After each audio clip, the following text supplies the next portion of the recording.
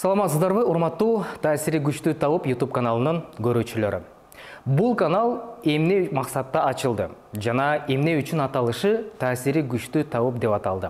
Дал ушул суроолорго жооп берип, бир аз түшүндүрмө бергенди туура көрдүк. Аты жөнүм Асхат Алдашев. Таасири күчтүү тауып YouTube каналы тауупчылыкта 30 жылдан ашык тажрыйбасы бар. Бул убакыт аралыгында 50 миңден ашык адамды көрүп, Курандагы шыпа берүүчү аяттардын жардамы менен илдеттерден көптөгөн адамдарды айыктырган таасири күчтүү тауып Матай уулу Кубанычбектин ишмердүүлүгүнө арналган канал. Бул каналдагы материалдар, көтөрүлүп аткан темалар, берилип аткан суроолордун бардыгы бир гана максатта. Ардактуу көрүүчүлөр, биринчиси ата бабабыздын өрнөгү болгон тауупчылыкты даңазалоо. Ал эми экинчи максатыбыз дал ушул таасири күчтүү тауып Матай уулу Кубанычбектен дарыланып, айыккан адамдардын пикир далилдерин калың элге жеткирүү. Ушул пикир далилдерди каналыбыздын пикирлер бөлүмүнөн көрсөңүздөр болот. Андан сырткары толук маалымат үчүн www.daratboga.kg сайтына баш багыңыз. Бул чыгарылыш буюрса Кубанычбек тауып менен болгон экинчи жолугушуубуз жана негизги деп алган 3 суроонун айланасында талкуу кылалы деп атабыз. Ал суроолор биринчиси Матай уулу Кубанычбек тауып катары эмне үчүн буга чейин интервью маектерден баш тарткан? Ал эми бүгүнкү күндө биздин бул сунушка макул болуп отурат. Экинчиден, улутубуздун, элибиздин айрым салт сана нарк насилдери эмнеге бүгүн ширк болуп калды? Чын эле ошондойбу? Жана үчүнчү сурообуз көз ачыктар жөнүндө болмокчу. Көз ачыктар деген ким? Көз ачык деген өзү туурабы? Жана элдик медицинага кандай тиешеси бар? Дал ушул суроолордун жообуна эми назарыңыздарды буралы.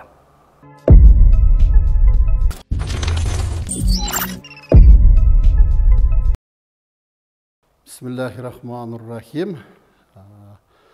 Бул суроого мен мындай деп жооп берейин дегем. Мурда бул анча-мынча гезит бездерине макалалар эмелер чыгып жүргөн азыраак санда. Анан эми мына телевидениеден берүүлөргө чындыгында макул болгон эмесмин. Себеби мындай бир зарылчылык, муктаждык болгон эмес чыгыш. Анан азыр ушуга чыгып айтканга мажбур болуп калдым. Ошол себептен мен силердин сунушуңарга макул болуп, маалымат берейин же болбосо маек куруп берейин деп макул болдум.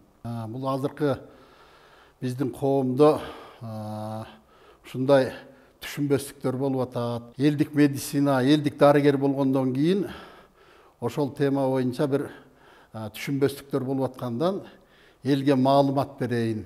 Мусулманчылыкта мусулмандын кемчилдигин жабыш керек деген чоң бир сөз бар да. Анан тилекке каршы азыркы мезгилде мусулмандын кемчилдигин жакмак турсун, кайра жаласын көбөйтүп жаралай атаган заман болуп атат. Ошол сыяктуу мен дагы кыргыз катары ал жерде айтып атат мусулмандын кемчилдигин жабыш керек деп. Мен ага кошулам.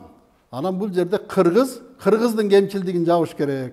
Кыргызды даражасын өдө көтөрүп, кыргыздын жакшы жактарын айтыш керек деген ойдон ушул мага түрткү болду. Биздин азыркы мезгилде кыргызчылык десе, кыргыз десе эле мунун баары ширк деген сөз чыкты да. Биздин ата бабаларыбыз кыргыздар эч качан ширк кылган эмес. Жаралгандан бери Кудай Тааланы билип, таанып, Кудай Тааладан коркуп жашаган да кыргыздар. Азыркы мезгилде ушундай бир Афганистан, Пакистан, башка жактан келген кандайдыр бир миссионерлер кыргыздын душмандары. Кыргызды кыргызга салып атат да. Сен муну ширк деп. Эми ширк болсо миссионерлер үчүн ширк болушу мүмкүн. Ал эми кыргызга бул ширк эмес.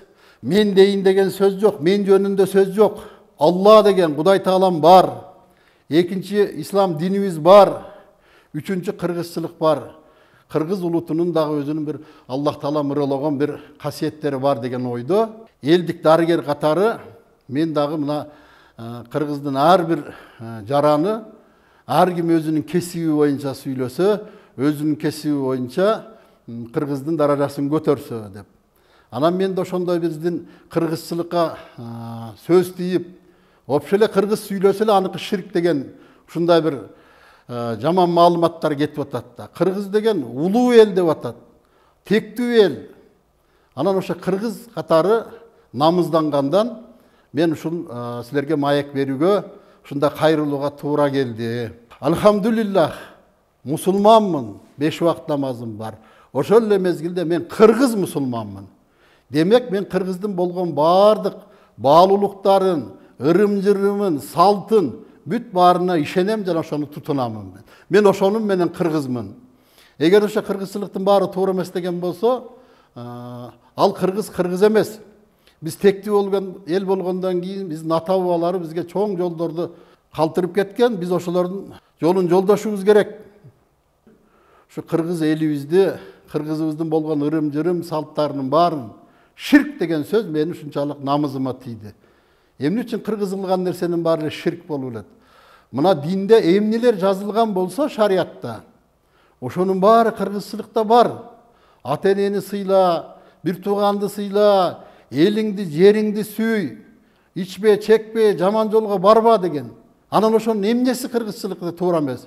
Кыргыз десең эле китебиң гана, диниң гана, мунуң гана деп. Мына кыргыз турбайбы? Дагы кандай далил келет? Кыргыздыгыбыз ушул адам атадан ушул күнгө чейин жоголбой келип атканыбыз ошол далил.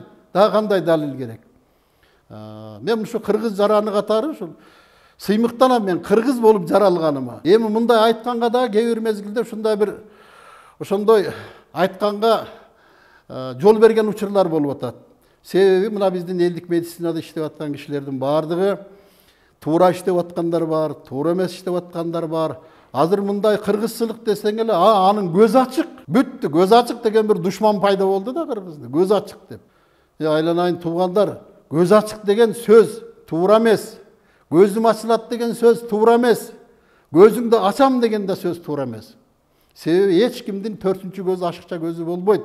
Эч ким көз ачык деген сөз жок деген нерсе. Эми көз ачык дегенди мындай түшүнсө болот. Кудай Тааланы тааныды, Кудай Тааланын мыйзамына баш ийди, динге келди, Куран үйлөндү, мисалы намаз окуп калды, туура жолго түштү деген гана сөз мааниси ошол. Ал эми көз ачык, көзүм ачылат, көз ачыктар. Мына кээ бир нерселер маалыматтардан карасаң Кыргызстанда 50 000 көз ачык болуп кетти деп. Булар деген болбогон нерсе. Биздин мындай мени намызыма тийип аткан кыргызды анчалык жерге чаппаш керек. Биз улуу элдин урпагыбыз деп атабыз. Сөзүмдү Кудайга тооба деп, Кудайга шүгүр деп, Алхамдулиллах деп, Ла илаха иллаллах, Аллаху акбар деп мусулман катары тооба деп туруп сүйлөймүн. Бул жерде мен деген сөз жок. Мен эч ким эмес, мен бир пендемин. Мисалы мен эми тауып катары гана айтайын, мен тауыпмын деп, башкаларга жооп бере албайм. Тауыпмын, өзүмүн кесибим деп атканым ошол. Ар ким өз кесибин айтыш керек, колунан келген нерсени айтыш керек. Тауып деген бул көз ачык эмес. Тауып кандай болуш керек? Тауып деген төлгө ачпайт. Тауып деген карта ачпайт. Тауып деген көз ачпайт. Тауып деген келечекти божомолдоп прогноз бербейт. Бул болот, бул болбойт, жаз болбойт, күз болбойт. Бул бийлик келет, бул бийлик кетет. Тауып деген бул дарыгер деген сөз. Мисалы врач, медик деген сөз. Кайсы медик мисалы прогноз бере алат? Жыл быйыл түшүмдүү болот, түшүмү жок болот дегендей. Ошон үчүн бул жерде адашуу бар. Тауып деген кесип бир дарыгер деген эле кесип. Анан кээ бирөөлөрдүн айткандарын уксаң, мен тауыпмын, мен төлгө ачам, мен карта ачам, мен жол ачам, мен келечегиңди айтып бере алам. Булардын баары адашууда. Тауып андай кыла албайт. Тауып андай нерсени айта албайт да кыла албайт. Ар ким өзүнүн кесиби боюнча ажыратып айтыш керек. Мисалы орус элинде мындай сөз байлык кенен да. Алар мисалы селитель, ясновидящий, сновидящий, знахар, колдун, лекар деп айтат да. Шундай бөлүп койгон. Алар мисалы бизде бакшы деп айтканбыз, өткөн берибизде. Ошо бакшыны алар колдун дейт. Мен колдунмун дейт. Мен лекармын дейт. Мен селительмин, мен ясновидящиймин, мен сновидящиймин дейт. Ошол сыяктуу биздегилер дагы өзүнүн кесибин туура айтканда элге мындай бир жакшы иштеп аткан адамдар элдин динге болгон ишенимин, Аллахка болгон ишенимин, элдик медицина болгон ишенимин көтөрүп атат да. Ал эми туура эмес иштеген адамдар бая биздин болгон ата бабабыздан калган баалуулуктардын баардыгына жаманатты кылып, адамдын ишенимин кетирип, бир чындыкка жарашпаган нерселерди айтып, мен да кыргыздын жараны катары кыргызымдын бир желегин бир жерден бир нерсесин көтөрөйүн. Жана сөзүмдү айтып кеттим. Мен өзүмдү реклама кылайын, шоу кылайын, даңаз алайын дегендерим жок. Мен Кудай ата бабадан мен андай нерсеге муктаж деле эмесмин. Мен болгону кыргызчылык деген таза илим, тауып деген бул дарыгер, молдо деген бул баягы биздин мугалим, кабат сабатыбызды жоет, динди үйрөтөт, Куран жаттатат, намаз үйрөтөт, адал жашоонун эреже тартыбын үйрөтөт. Ошон үчүн булар мугалимдер деп эсептейм. Андан кийин ушул бакшы дегендер болот деп атабыз. Бул бакшылар ушул өткөн берибизде де айткан бул психолог, невролог, ошо психиатрларды заминет эткен бул чоң кесип. Анан биздин ата бабаларыбыз кыргыздар эч качан Кудай тааласыз жашаган эмес да. Biz okugan tarihta bardıq жерде байкуш кыргызым Кудай деп гана келген. Кудай буйурса, Кудайым кааласа, Кудайым берекесин берсин, өмүрүн берсин деп кыргыздар эч качан баскыч болгон эмес, жырткыч болгон эмес, динсиз болгон эмес, бир жаман жолго кыргыз барган эмес эч качан. Дин менен балакатка жеткенден баштап, дин менен жашап, шариатта айтылган нерсени биздин кыргыздын ата бабаларыбызда эмнелерге тыюу салган болсо, ошол эрежелер менен жашап келатам. Ошон үчүн мен дин таануучу, Кудай тааланы таанып, биринчи Кудай деген анан динди таануучу, анан шариат менен жашаган кишимин. Кыргыз, мусулманмын.